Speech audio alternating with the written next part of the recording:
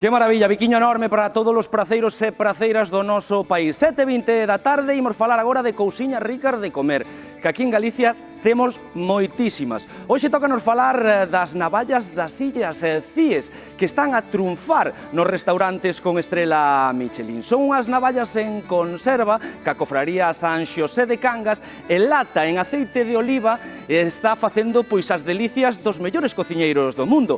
Nos quixemos ir ata ali para coñecer todo o proceso, todiño proceso, e María, coidao, que ata tivo que embarcar para traernos todos os detalles.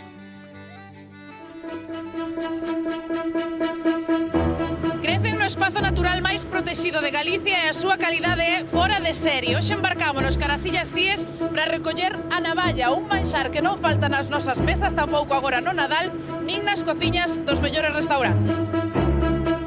Saúl, estades vos preparando xa para baixar a profundidade para recoller navalla, non? Sí. Como é ese proceso de captura? Baixamos coas mangueiras que van conectadas ao compresor e levamos unha espaldeira e un regulador, máis un saco, onde debe haber como 6-7 metros. Que estás poñendo? O ordenador de buceo. Isto para que sirve? Que é o que vos... Para saber o tempo que podes botar debaixo da agua. Porque dependendo da profundidade tes un tempo ou outro. Vou a ter moito porque a estes metros deixache moito tempo. E abaixo na área a navalla está enterrada.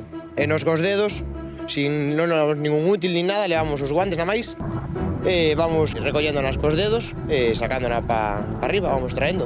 Encerramos os dedos hasta tocar a navalla. Unha vez que a tocas, buscas a parte que corta, a parte cortante, aí hai que sujetala aí. E tan pronto aflosa e cando hai que tirar para arriba. Baixades, claro, tedes que respirar, dicíasme cun compresor, non? Onde está? Sí, ali. Aquela peza é a que nos dá o aire, que é un motor que funciona unha cabeza compresora, comprime o aire, méteno nunha botella e na botella distribuíno para o resto das mangueiras. É un día malo porque ao non haber sol ou nublarse, pois a navalla colase e non dá a cara, entonces costa máis traballo collela, non? Como é a calidade desta navalla, desta zona? Polo precio parece que é a mellor porque aguanta máis tempo fora da auga, eso, entonces os compradores iso é máis rentable, entonces pagan a un precio máis elevado. Temos unha calidade que diferenciase bastante das outras praias. Nós tamén traballamos na zona de Barra e si é boa navalla, pero a verdade que aquí notase bastante diferencia. Canto tardades máis ou menos en coller o cupo do día? A ver, hai xente que tarda un pouco máis, outra un pouco menos, pero normalmente entre 1 hora e 3 horas. Cantos quiliños traedes? 15. 15 en total? En total. 7 e medio cada un logo? No. 15 cada un. Onde vai despois, directamente? A lonxa, pa subasta. E depois ten que ir a depurar.